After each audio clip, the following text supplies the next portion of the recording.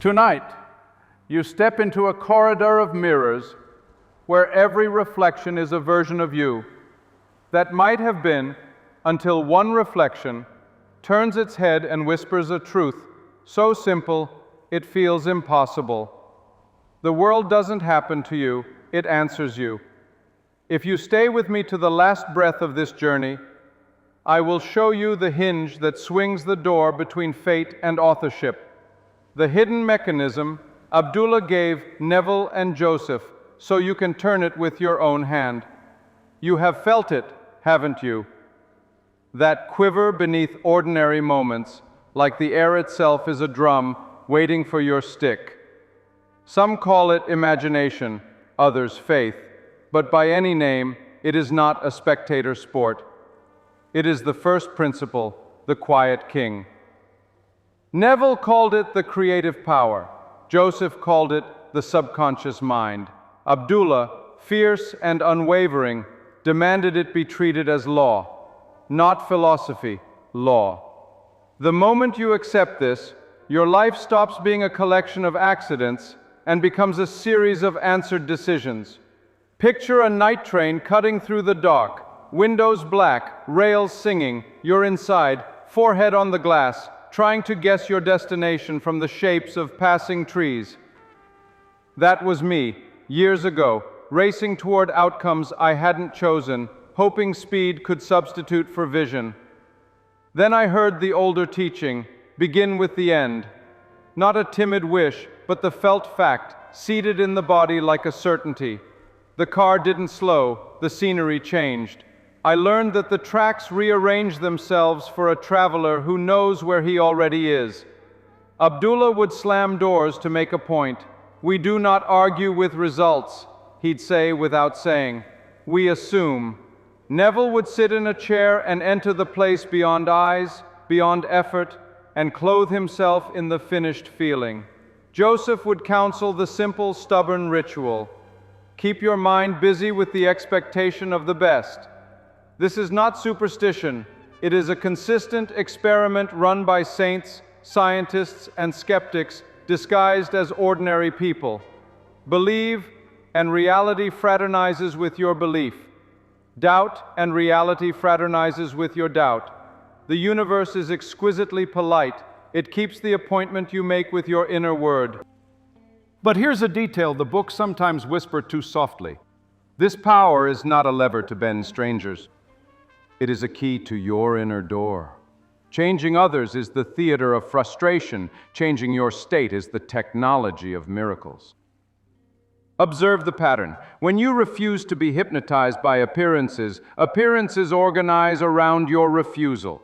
When you stop pleading and stand in identity, circumstance becomes courteous. The how reveals itself like stepping stones discovered under your feet, one by one as you walk. Let's enter the workshop. Close your eyes, not to flee the world, but to enter the command room. Inhale as if you're drawing a curtain over the old stage. Now ask, if it were already done, how would I feel?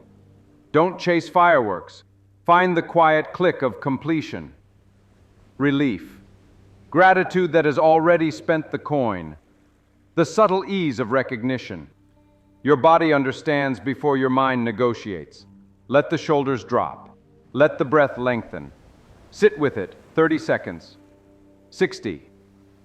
90. The point is not duration. The point is saturation. When you open your eyes, don't check the world like a detective searching for a clue. Live from the felt fact. That is Abdullah's door. Closed to contradiction, open to fulfillment. And you will be contradicted. The phone will ring with old stories. The bank account will cough up numbers that feel like mockery. Someone you love will remind you of who you used to pretend to be. This is not evidence against you. This is residue burning off in the furnace of your decision. The bridge of incidents rarely looks like a parade. It looks like an ordinary day that keeps quietly obeying your new center of gravity. A yes here, a no there, an unlikely conversation, a book spine glinting from a dusty shelf. Inch by inch, the world learns your new name. Names matter. I am is the throne sentence, and whatever you allow to sit after it becomes your sovereign. I am unlucky. Watch the doors close. I am always late. Observe time conspire to embarrass you. I am the one who finishes. And suddenly you notice that the coffee tastes better when the script is complete. And the script gets complete because you stopped arguing with the part of you that has already finished. It isn't magic in the childish sense, it is structure. The subconscious organizes action and attention according to the identity you feed it. Feed it royally. Imagine a promise tucked into the lining of your future coat. You don't know it's there until your fingers touch the stitch in a winter wind. That stitch is this line: you will not be rescued by a new tactic until you are reborn into a new assumption. The identity precedes the strategy. This is why some can do less and receive more.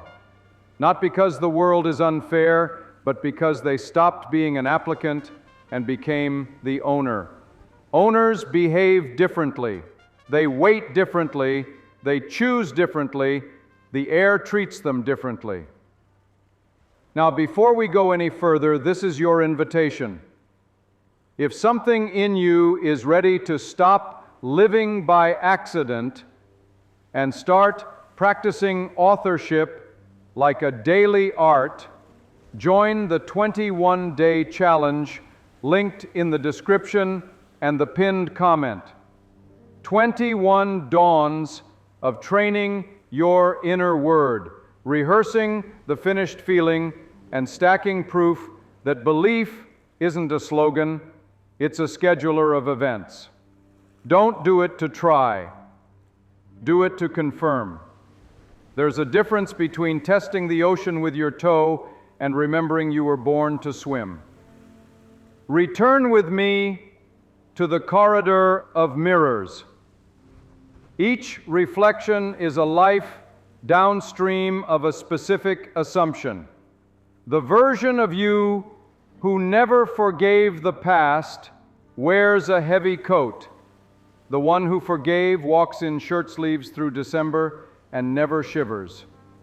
The version who hopes for change is tired. The one who knows change is done moves like a dancer narrowing the distance between song and step. How do you switch reflections? You do not smash the glass. You alter the stance in front of it. Say, I am, then choose. There are planets inside that sentence. Some of you will ask, am I allowed to want this much? Hear me. The desire that will not leave you is not a tyrant. It is a teacher. It instructs you in the language of alignment. And the world is not a pie that shrinks when you take a slice. The world is a bakery that bakes according to order. Place yours not with frantic words, but with felt completion. When you worry, you place an order too. The kitchen does not judge, only fulfills. Order wisely. There is a secret geography to days. There are pockets of stillness like elevators that open straight to the penthouse. Early morning, the minute before sleep, the pause between inhale and exhale. Use these. Plant the end in them. I am the man who. I am the woman who. Fill in the blank with the life your bones recognize as home. Not the one that impresses strangers. The one that makes you luminous in a room by doing nothing but standing there. When it is real, silence signs the contract with you. Let me give you a picture. You are an actor stepping into costume. The costume is your state. It could be wealth. It could be ease. It could be health as inevitable as sunrise. You don't argue with the fabric, you fasten it. You don't explain to the audience how the costume works, you perform. You find yourself walking a little differently, speaking with a different density, making choices that used to scare you with a calm hand. This is not pretense. This is fidelity to a truer script. The lesser roles fall away without a fight because you stopped auditioning for them. And because this is the law of life, evidence arrives, not fireworks, breadcrumbs. The email that starts with, "I was thinking of you," the seat that opens next to the exact stranger you needed to meet, the idea that solves a problem not with a hammer but a hinge. Your job is not to lunge at breadcrumbs like a starving bird. Your job is to remain in state. The breadcrumbs lead to a door, and the door opens because you are already the person who belongs in the room. Here's a question that will dismantle your excuses if you let it. Who would I be if it were done? Ask it while you tie your shoes, pour your coffee, answer your texts. Ask it when the old fear knocks and pretends to be urgent. Then answer it by being it for 15 seconds longer than you did yesterday. 15 seconds today, a minute tomorrow, half an hour next week, and then one afternoon you will realize an entire day passed without you auditioning for the older role.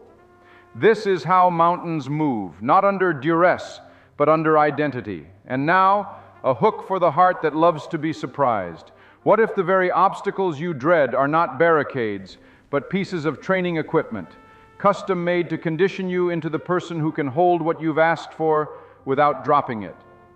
What if the very obstacles you dread are not barricades, but pieces of training equipment, custom made to condition you into the person who can hold what you've asked for without dropping it? The weight feels heavy not because life is cruel, but because your new identity is still learning its own strength. And like any good coach, the world increases the load just enough to awaken muscle, not to break bone. You are not being punished, you are being prepared. When you understand this, resistance becomes ritual. You stop cursing the staircase and start loving the rhythm of your steps. Consider the alchemy of a closed door. Old you stands before it and pronounces a verdict. Denied. New you treats it as a coded instruction. Change your state. Abdullah's dramatic slam wasn't rudeness. It was pedagogy. He taught Neville to refuse the temptation of evidence that contradicts identity. If the door is closed, step into the version of you for whom it opens. Pause. Breathe. Feel the doneness humming under your ribs. Knock once in that feeling, or simply turn the handle. Often you'll find the bolt was imaginary, the door already unlatched by your assumption. We don't argue with appearances, because appearances are not the judge. They are the stenographer recording whatever the judge, the inner word, declares. You can appeal the record by revising the ruling. How? Revision. Imagine the scene that stung you this morning. An awkward call, a missed opportunity, the careless sentence that lodged like a splinter. Close your eyes and rewrite it not as fantasy, but as jurisdiction. Hear what should have been said. See the face soften. Feel your own body relax, as if it had always happened that way. Neville called this the secret of order. The past is clay in the hands of the present assumption. The mind obeys, the body follows, the world nods in strange agreement. Opportunities you thought you lost show up wearing different jackets. People who never apologize reach out.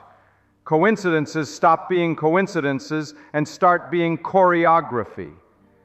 Joseph Murphy simplified what seems mystical.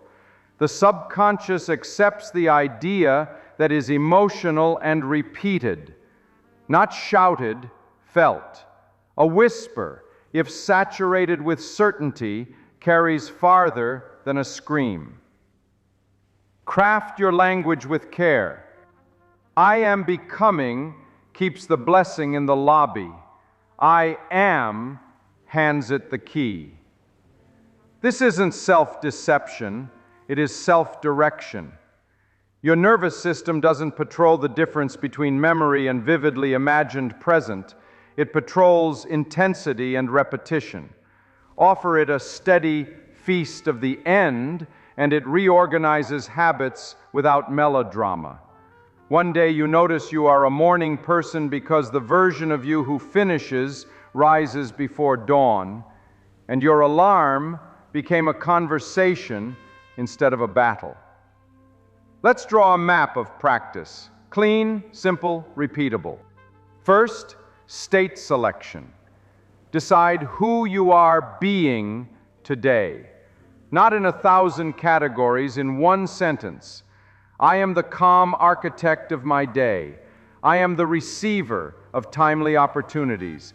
I am the person whose presence solves problems. Say it softly, wear it like a fragrance. Then, state saturation.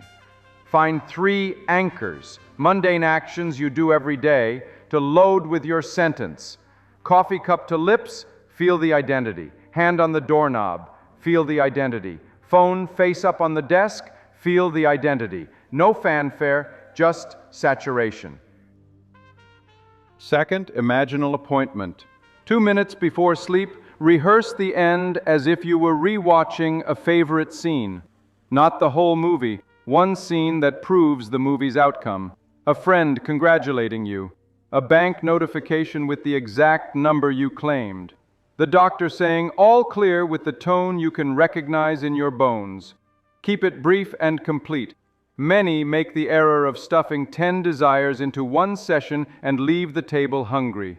Feed one desire well, watch the others find you by sympathy. Third, revision ritual. In the evening, sweep the day. Wherever sand got in the gears, rinse it with a new scene. This is not denial, it's decision. The past is only a stubborn future if you leave it unedited. Fourth, thanksgiving ahead of time. Gratitude is not payment after delivery, it's the delivery address.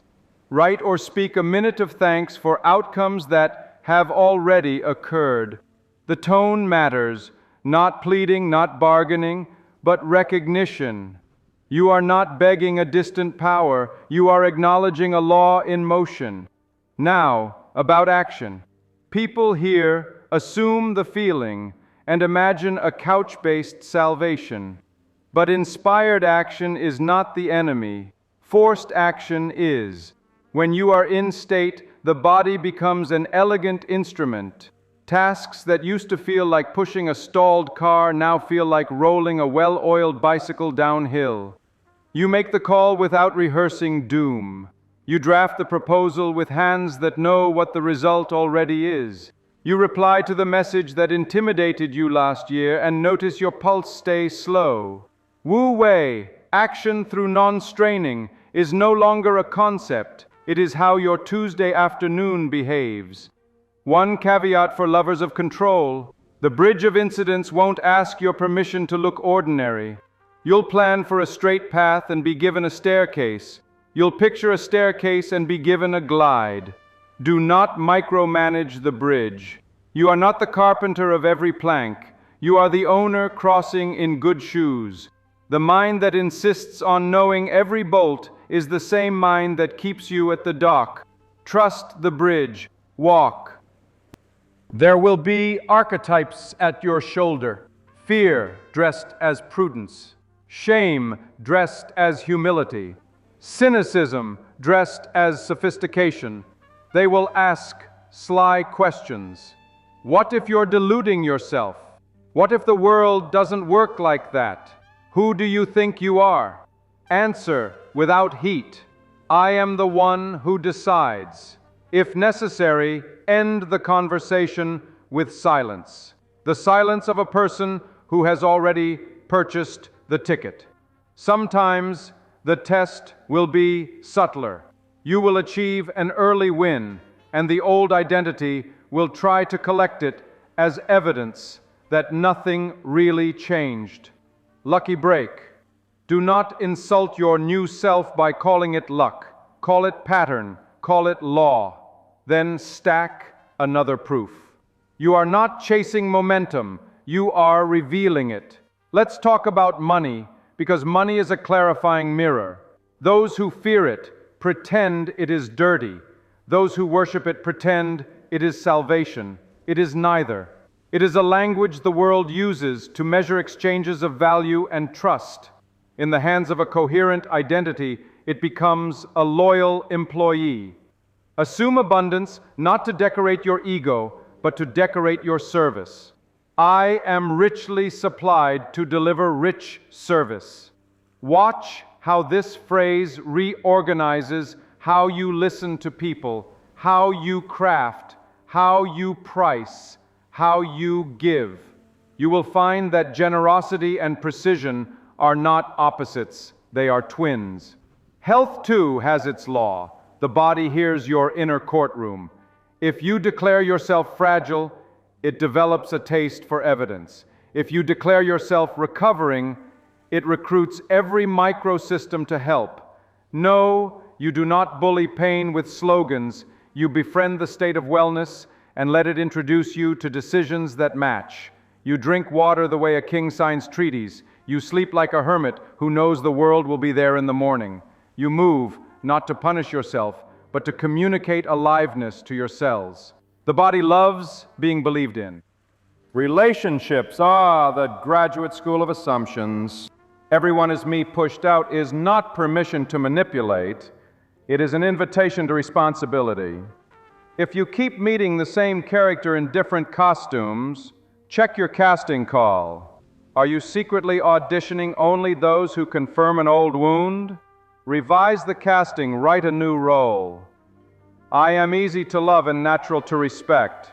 Live that line privately before demanding it publicly. People tend to read your state more fluently than they read your words. If you stumble, and you will, stumble forward. Catch yourself with curiosity, not contempt. Condemnation glues you to the scene you dislike. Curiosity loosens it. Ask, what did I assume that made this feel inevitable? Then assume differently. The point is not to avoid every storm. The point is to learn how to sail so well that storms become part of your legend. Let me hand you a paradox that will save you years. Give up the obsession with how long it takes. Time is a stagehand, not the playwright. Some seeds sprout overnight, some crack the soil after a winter. Both are honest. Your job is to be faithful to state. When you are, seasons shorten. And when they don't, you do not lose yourself in the waiting. The fulfilled version of you knows how to inhabit the meantime with dignity. Here's a story. A woman decides she's a novelist, not a wannabe. She writes a single page every dawn while feeling the weight of a finished spine in her hands. Rejections arrive like weather. She revises the future each night, hears a friend say, "I loved chapter 12," and falls asleep smiling. Months later, a small press emails out of nowhere. "We found your work through a chain you couldn't chart. Are you free to talk?" She is, of course she is. She has been that woman for a long time. And a man, he decides he is a healer of systems, not a prisoner of a cubicle.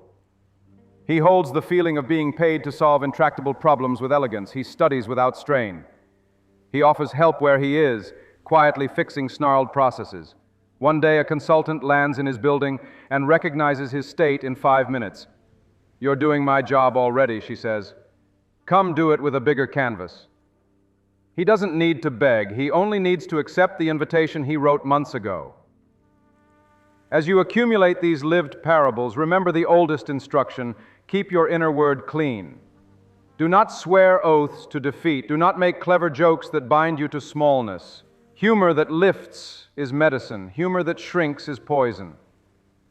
Speak lightly, yes, and let your lightness be powerful. We are nearing a threshold in this chapter, so let me place a spark in your hands to carry to the next. What if the final secret isn't about making reality obey you at all? What if it's about discovering that when you choose the truest identity, reality and you are the same voice speaking in harmony? If that's true, then the last door we open together will not reveal a trick but a reunion. Keep walking. Think of this moment right now as the turning of a page. You've walked with me through the corridors of mirrors, you've felt the tug of unseen strings aligning with belief, and now we step deeper into the furnace where the last of the old self burns away so that the true self can stand without apology. Every teaching of Neville, Joseph, and Abdullah converges on this. Your world is not happening to you, it is happening from you. That statement is not comfort, it is responsibility and it is liberation. For if you created the prison with invisible assumptions, you can also create the key. But listen closely. The moment you begin to live this way, the world will test your seriousness. It will hold up its oldest mask and ask, do you still believe me? Bills may still arrive. People may still sneer. Opportunities may still hesitate at the door. These are not verdicts. They are echoes. Echoes fade when you stop answering them. Refuse to collapse into old states, and the echo dies, leaving only the sound of your new song. Now ask yourself, what is the state I have been too afraid to claim? Is it abundance, so radiant that scarcity becomes unthinkable? Is it love, so unconditional that rejection becomes a shadow play? Is it health, so intrinsic that sickness cannot define you?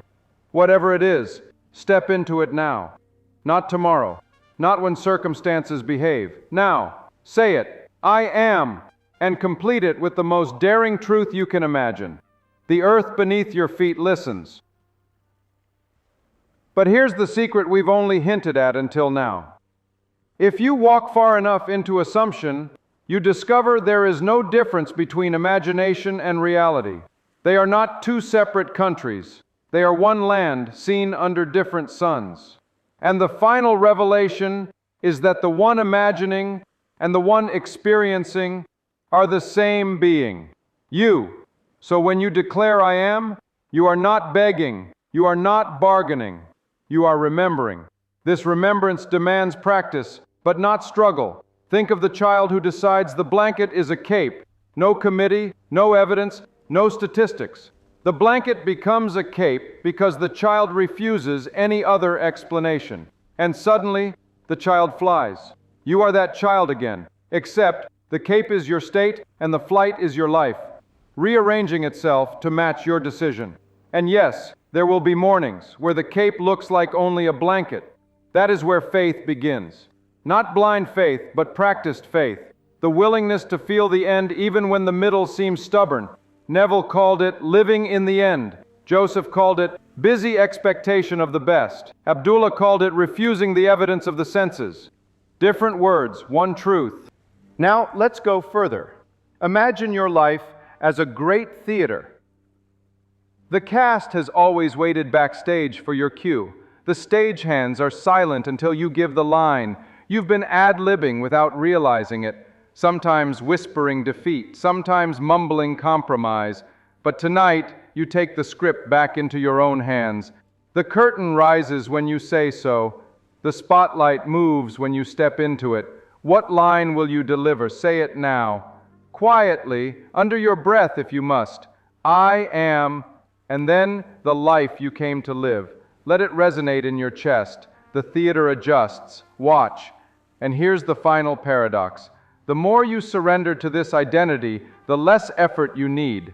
Because the state itself acts through you. The wealthy state thinks like wealth, spends like wealth, saves like wealth, creates like wealth. The loved state speaks like love, listens like love, attracts like love. The healthy state eats, moves, and rests as health. You don't force the behavior flows from the costume. Stop fighting for results.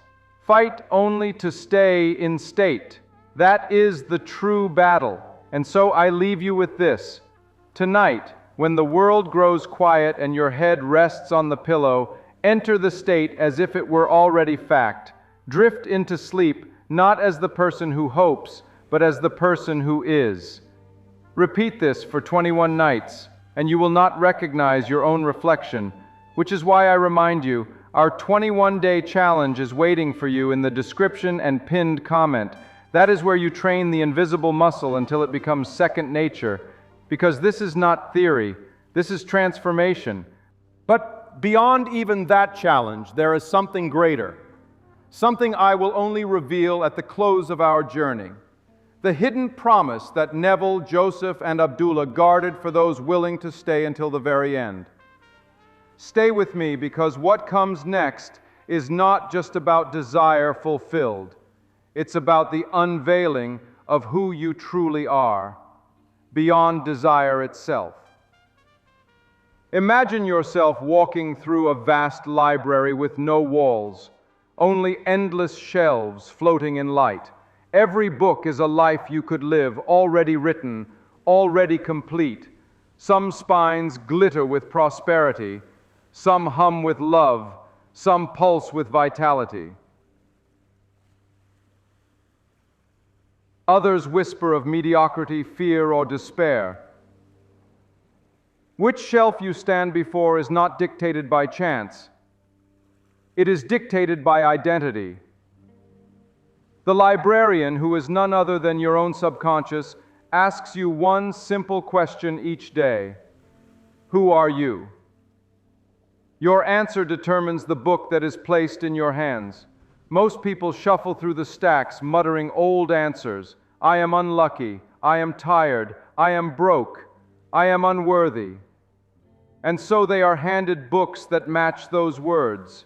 They sigh, believing fate has chosen for them, never realizing it was their whisper that summoned the volume. But you are different.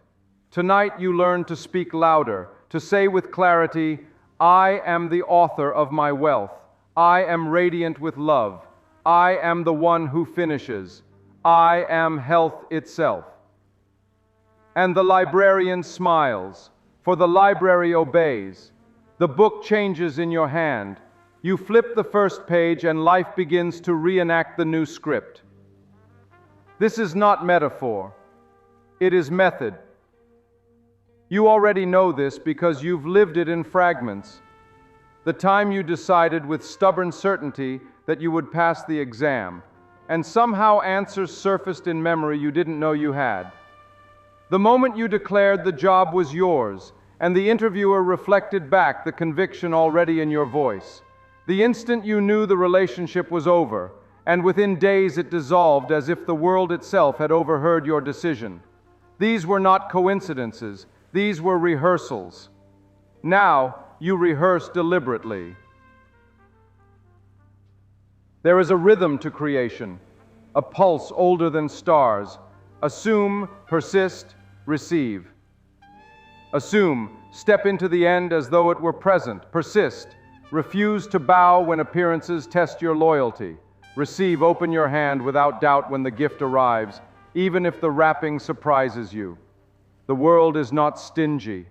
It is exact, and its exactness can be trusted.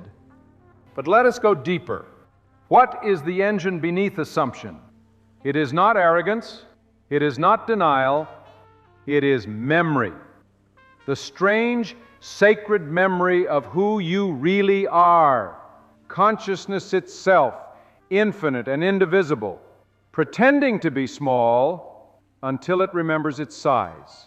When Neville said, I am, he did not mean Neville the man, he meant the eternal I. When Joseph spoke of the subconscious, he meant not some dark vault in the brain, but the womb of creation itself. When Abdullah slammed doors, he was slamming them on forgetfulness. Do you see it? The law is not here to decorate your ego. It is here to restore your sight. Pause. Close your eyes for a moment. Ask, if nothing were missing, if all were already done, how would I stand? Would your shoulders rise differently? Would your breath deepen? Would your eyes hold people longer, not with defiance, but with ease? That shift, so slight you could miss it, is the true gold. Capture it, guard it, wear it. Because life is a mirror that responds not to your wishes, but to your posture. Now let me tell you something that may sting before it heals. You cannot receive what you secretly despise. If you resent the wealthy, wealth will not come. If you distrust the loved, love will not stay. If you fear health will make you arrogant, your body will comply with your fear. Abdullah told Neville, You must become the thing you seek without shame. So forgive money, forgive love, forgive the body. Stop fighting the gifts. Welcome them as parts of yourself returning home. Think of the bridge of incidents again. It is not built from logic, it is built from resonance. When you assume a state, you vibrate at its frequency, and invisible threads pull the pieces together. You cannot plot the threads, you can only walk them. The bridge may lead you through unexpected rooms, an argument that forces clarity, a delay that saves you from worse timing, a chance meeting at the grocery store. Do not curse the detour. Every plank is perfect. Neville used to say, "Dare to live as though it were true, and watch the world prove you right." That is the dare. Not to dream, not to hope, but to live as though. To embody the victory before the trumpet sounds. Here is a practice for the brave.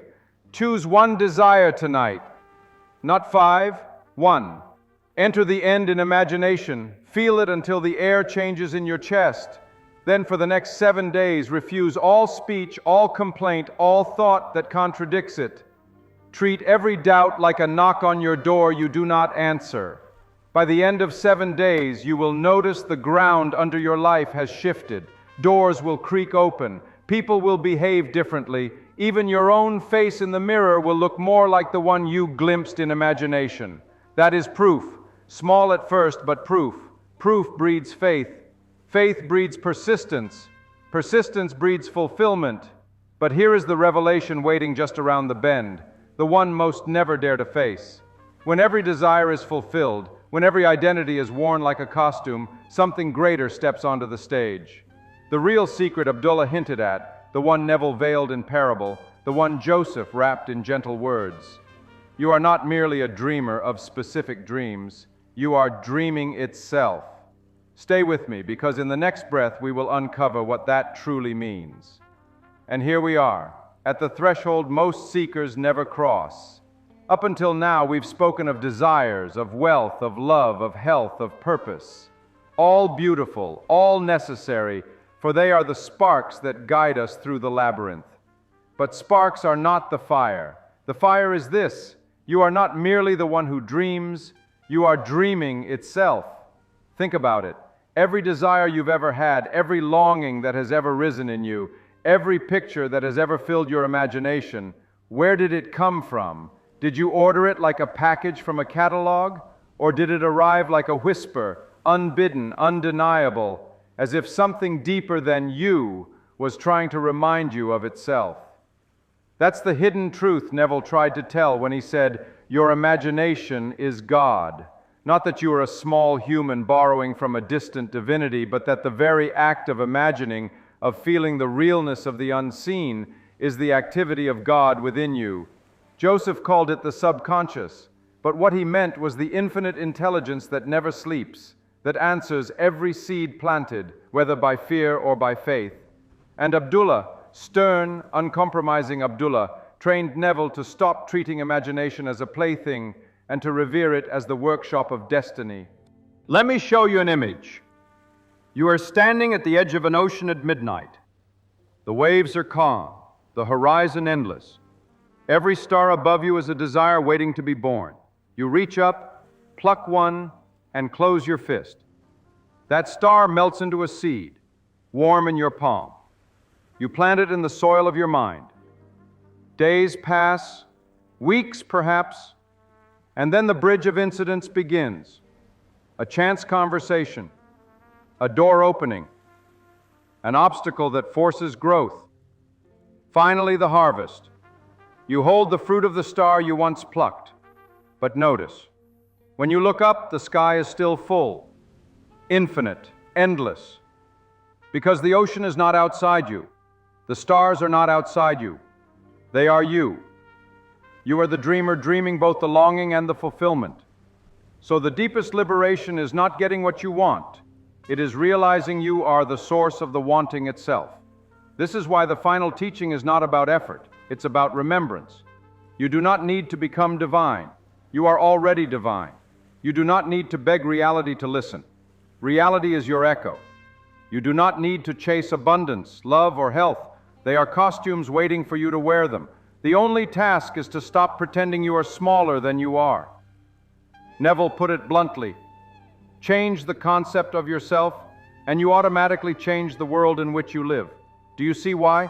Because the world is only a mirror. And what is a mirror without a face before it? Now here is where many falter. They learn the law, they test it, they even manifest small victories. But then, the old self whispers, it can't be this easy. It can't be this real. You're deluding yourself. And they shrink back into the cage, clutching their results as if they were stolen treasures. Don't let that be you. Refuse the shame. Refuse the doubt. Refuse the temptation to worship logic above imagination. Logic is a servant. Imagination is the throne. Abdullah's sternness was love. He slammed doors not to humiliate Neville, but to remind him, you already are what you seek. Stop bargaining. Stand in it. That's what I say to you now. So let's make it practical once more, before we soar higher. Choose one assumption, the boldest, truest one your soul is aching to live. Clothe yourself in it every day, not for hours, just in moments. While brushing your teeth, while walking to the train, while lying in bed. Refuse contradiction. When the world shows you the old mirror, smile gently and say, that's just the echo. The new song is already playing. Celebrate proof. Every breadcrumb, every coincidence, every hint, treat them as royal messengers confirming your decree. Expand. Once one desire is fulfilled, don't cling. Reach for another star, not in greed, but in joy, in play, in remembrance that you are the dreaming ocean. But here is the most radical twist of all, the one that Neville and Joseph both circled but dared only to hint. When you fully awaken to being the dreamer, you realize that everyone else is also you. Every friend, every stranger, every so-called enemy, they are all fragments of the same infinite dreaming. There is no separation, except in the costume. And when that sinks in, love stops being a duty and becomes the only possible perception. Because how could you hate another face of yourself? Stay with me, because in our final stretch, we'll walk through that last unveiling, and I'll share the invitation waiting only for those ready to step beyond desire into destiny. And now the veil begins to thin. Up until now, we've spoken of imagination as power, of desire as compass, of assumption as law. But there is a level beyond, the summit where Neville stood in awe, where Joseph's gentleness turned to certainty, where Abdullah's fierce silence carried the weight of eternity. It is this: you are not a fragment of reality trying to shape the whole. You are the whole, playing at being a fragment. When Neville declared, "Everyone is you pushed out," he wasn't speaking metaphor. He meant it literally. The friend who encourages you, the critic who resists you, the stranger who appears at just the right moment, they are all your own consciousness wearing temporary masks. Not puppets, not illusions, real vivid extensions of you. For consciousness is indivisible. There is only one I, and it plays all roles. Let that truth sink in. Every conversation you've ever had was you, speaking to you. Every embrace, every betrayal, every opportunity, every obstacle, you in costume. The play was never crowded. It was always a one-man show, written by imagination and staged by belief.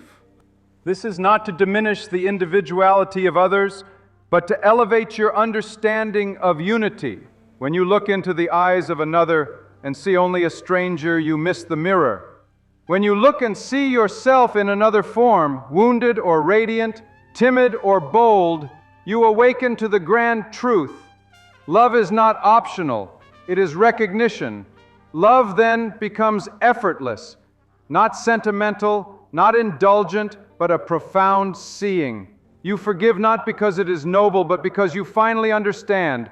To resent another is to poison your own bloodstream. To bless another is to bless yourself. And suddenly the so-called commandments make sense. Love your neighbor as yourself, because your neighbor is yourself. Let me paint this vision. Imagine a great orchestra. Each instrument plays its part, yet all are carried by the same music. You are the composer, the conductor, and each musician. When one violin screeches, the music bends. When the cello swells with beauty, the whole symphony rises. To curse the violinist is absurd. You simply retune the string. That's what forgiveness is. Retuning your own instrument so the music of life can flow in harmony again. And here's the hidden liberation. When you stop seeing others as threats or obstacles, life loses its sharp edges. Competitors become collaborators in disguise. Criticism becomes instruction. Even betrayal becomes revelation, forcing you to shed the skin of an old self-image. Nothing is wasted. Nothing is against you. Everything is you. Joseph Murphy once wrote, "Give no one in all the world the power to deflect you from your goal." Why? Because if everyone is you, then only you can deflect yourself. Blame dissolves, responsibility returns, and with it unimaginable power. But now let us come to the crown jewel, the revelation Abdullah prepared Neville for, the revelation Neville shared in whispers. There is no God outside you to appease, reward, or punish. The God you seek is your own imagination. The I am within you is the eternal source. This is why desires arise within you. They are not random cravings. They are the voice of God, expressing through you, guiding you toward fuller expression. As Neville said, God speaks to man through the medium of his basic desires. To deny your true desires is to deny the voice of God in you. To accept them, honor them, and fulfill them through assumption, that is prayer in its highest form. Now pause with me. Breathe. Feel this truth. You are not waiting on heaven to grant you blessings. Heaven is waiting on you to recognize your own authorship. You are not a beggar at the door of fate. You are the architect in the throne room of creation. Every time you say, "I am," the throne speaks. Every time you persist in a state, the throne decrees. And the world, the loyal servant, fulfills. So here is my final invitation to you. If you have walked this far, if something in you is burning brighter than when we began, then you are ready. Ready to stop dabbling. Ready to stop testing. Ready to live this truth as your daily practice. Step into the 21-day challenge linked below, not as a casual experiment, but as a rite of passage.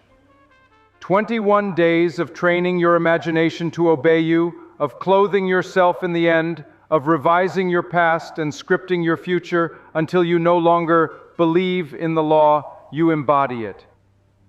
That is how your dream life ceases to be theory and becomes biography. And beyond that, if you desire to go deeper, to walk not just with me, but with a community of awakened dreamers, become a member of this channel. Inside, I've placed teachings too rare and too sharp for the open square, practices, revisions, meditations that turn philosophy into power. Exclusive material reserved for those who are ready, not just to hear truth, but to live it. So here we end where we began, with a whisper that changes everything. Belief creates reality. But now you understand why. Because belief is not a thought. Belief is identity. And identity is the voice of God within you, saying, "I am." So say it. Say it with reverence. Say it with courage. Say it with joy. And then watch as the world kneels to answer its author. The curtain falls, the theater applauds, and the dreamer at last awakens. The stage is yours. The pen is in your hand. What will you write?